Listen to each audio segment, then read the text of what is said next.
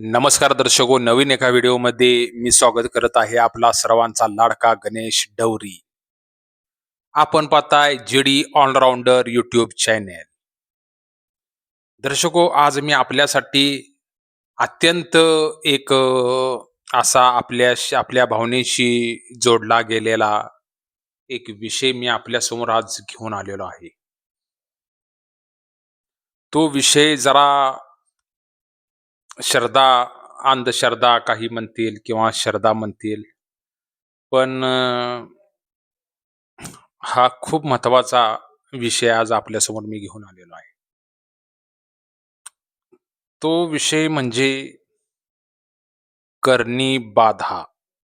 हां, दर्शको, मी सांगितल्याप्रमाणे माझ्या जीडी ऑलराउंडर या यूट्यूब चॅनेलवर नवनवीन माहिती मी आपल्यासमोर येणाऱ्या काळात सादर करणार आहे, मी असं बोललो होतो.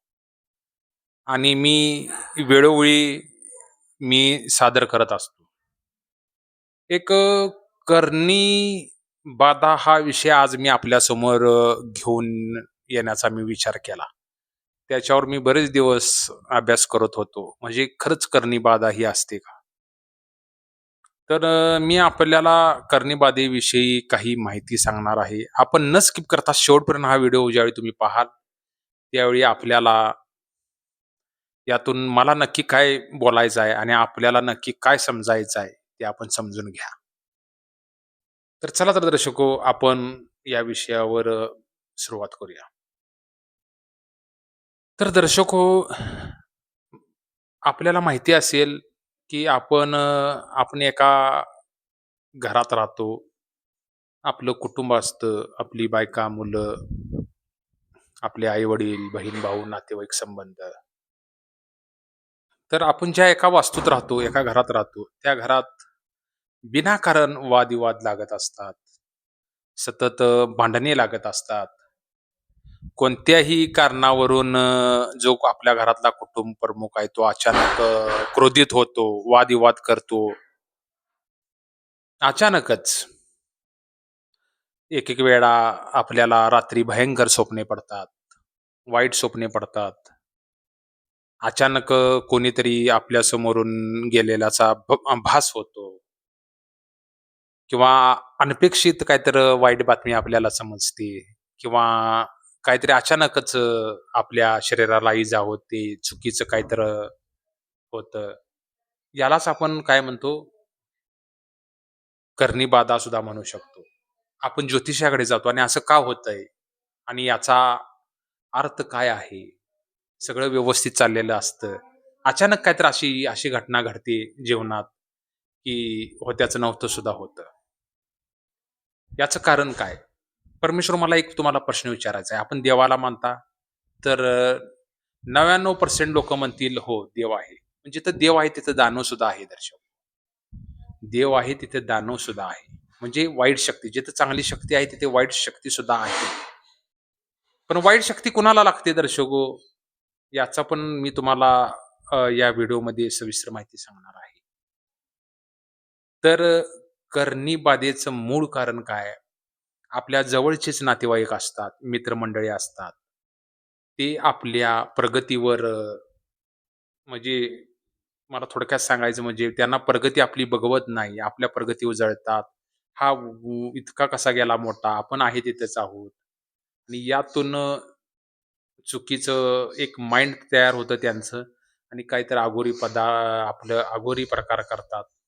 जे असे तांत्रिक असतात, त्यांच्या जवळ जाऊन आपलं नाव, फोटो वगैरे देऊन, माहिती देऊन आपल्यावर करणी प्रकार करतात. तर ही करणी म्हणजे हे खरंच एक तांत्रिक विद्या एक असते ही करणी.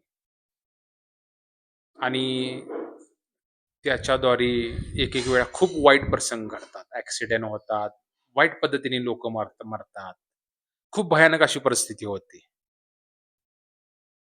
यालाच आपण करणीबाधा सुद्धा म्हणू शकतो. म्हणजे सगळं व्यवस्थित चाललंय आणि अचानक अशा गोष्टी घडतात, की आपण विचार पण करू शकतो नसतो अशा ठिकाणी अशा गोष्टी घडत असतात. मग यावर आपण हतबल होतो आणि कुणीकडे जातो, ज्योतिष जे करणी बघतात आणि काही ज्योतिष जे आहेत किंवा काही तांत्रिक आहेत, आपला याचाच गैरफायदा उचलतात, की आता हा आलाय आपल्याकडे आणि धन कमवण्याच्या आशेने त्याला त्या मार्गाकडेच वळवतात आणि त्याला सुद्धा तशीच चुकीची प्रक्रिया करायला लावतात. म्हणजे ज्या व्यक्तीने केलेली आहे करणी, त्याला सुद्धा त्रास आणि जो करतोय त्याला पण त्रास आणि अशात नुकसानच नुकसान होतं. तर आता मी काही महत्त्वाचे पॉइंट सांगतो. ही करणी बाधा जर आपल्यावर झालेली आहे, ही जर ओळखायची असेल किंवा ती पूर्णपणे घालवायची असेल, तर काही अशा उपायसुद्धा आहेत. ते आपण करू शकताय. तर दर्शको, करणी कुणालाही लागते. जो माणसं मुळात आपण काहीतरी चुकीचं वागत असतो. चुकीचं नकळत करत असतो. अशा लोकांवर करणीचा इफेक्ट लवकर होतो. जो व्यक्ती भक्ती मार्गात आहे, सतत परमेश्वराची भक्ती करतो, अशा व्यक्तींवर तांत्रिक क्रिया होत नाही. म्हणजे त्याच्या आसपास सुद्धा येत नाही. कारण सतत आपले एक नामचंद म्हणजे आपले नावाजलेले एक प्रख्यात महाराज आहेत, प्रेमाचंद महाराज, उत्तर प्रदेशमध्ये आहेत. त्यांनी काय सांगितलं, करणी कोणाला लागते? जी वाईट माणसं आहेत किंवा ज्यांच्याकडून भविष्यात, भूतकाळात जी नकळत, कळत काही चुकीचं घडलेलं असेल, तर ती बाधा लवकर त्यांना धरते आणि जो सतत नामजप करतो, परमेश्वराची भक्ती करतो, सतत परमेश्वराचं नाव त्याच्या तोंडात आहे, कायम नामजप करतो, त्याच्यावर करणी बाधेचा प्रकार होत नाही. तर मला आपल्याला हे सांगायचं आहे, की आपण सतत परमेश्वराची भक्ती करत राहा. सतत नामजप करत राहा. आपल्याला याचा इफेक्ट कमी होईल. आणि करणीबाधा कशी ओळखायची दर्शको? जर झाली असेल किंवा ओळखायची असेल, सतत काही ना काहीतरी घडत राहणे, आजारी सतत पडणे, विनाकारण आणि ज्यावेळी आपण डॉक्टरकडे जातो त्यावेळी रिपोर्ट आपला नॉर्मल येतो. ह्यालाच करणीबाधा म्हणतात. हा पहिला प्रकार. दुसरा प्रकार रात्री असं दडपल्यासारखं जाणवणं, म्हणजे आपण जाग्यावर आपल्याला उठता येत नाही, बोलता येत नाही. असं दडपण सतत जाणवतं रात्रीचं. तो एक सुद्धा प्रकार असू शकतो. तिसरा म्हणजे आपल्याला सतत वाईट स्वप्ने पडतात. चौथी गोष्ट म्हणजे मानसिक डिप्रेशनमध्ये आपण जातो. आपल्याला काही समजत नाही. काय करावं, काय नाही? हे सुद्धा कारण असू शकतं. तर याच्यासाठी आपण परमेश्वराचं नामजप केलं पाहिजे. ज्या परमेश्वराला आपण मानताय, त्या परमेश्वराचं सतत नामजप करा.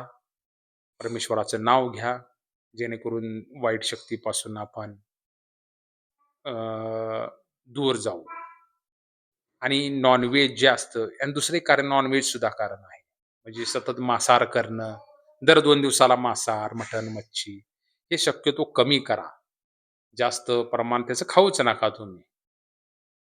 घरात सतत परमेश्वराचं पारायण वाचा, नामस्मरण करा किंवा सतत देवाचं म्हणजे सतत परमेश्वराचं नामजप जर तुमच्या घरी चालू असेल, तर वाईट शक्ती आपल्याकडे येणार नाही. गोरगरीब लोक जे आहेत, त्यांना काहीतरी दान करा परमेश्वराचं नाव घेऊन. तर याचा जरा इफेक्ट कमी होत जातो. आणि यामध्ये जे अडकलेले आहेत, करणी बाधा ही दर्शको असतेच. मोठमोठे राजकारणी लोकं ते या प्रकाराला आता प्राधान्य देत आहेत आणि मानतात सुद्धा. त्याच्यामुळे जिथं चांगलं आहे तिथं वाईट हे नक्कीच असेल, असं आहे. तर दर्शको, म्हणजे ही करणीबाधाचं एक मी याच्यावर बरेच आता येणाऱ्या काळात मी व्हिडिओ तुम्हाला माझ्या जी-डी ऑलराउंडर या यूट्यूब चॅनलवर पाहायला मिळणार आहेत. करणी होते कशी? करतात कशी? काय आहे? त्याचे प्रकार काय असतात? हे येणाऱ्या व्हिडिओमध्ये मी आपल्याला नक्कीच सांगणार आहे. आणि यातून सुटण्याचे मार्ग सुद्धा मी तुम्हाला सांगणार आहे. की भूतबाधेविषयीवर सुद्धा सांगणार आहे. दर्शको, भूत, प्रेत हे असतात. ही सत्य गोष्ट आहे.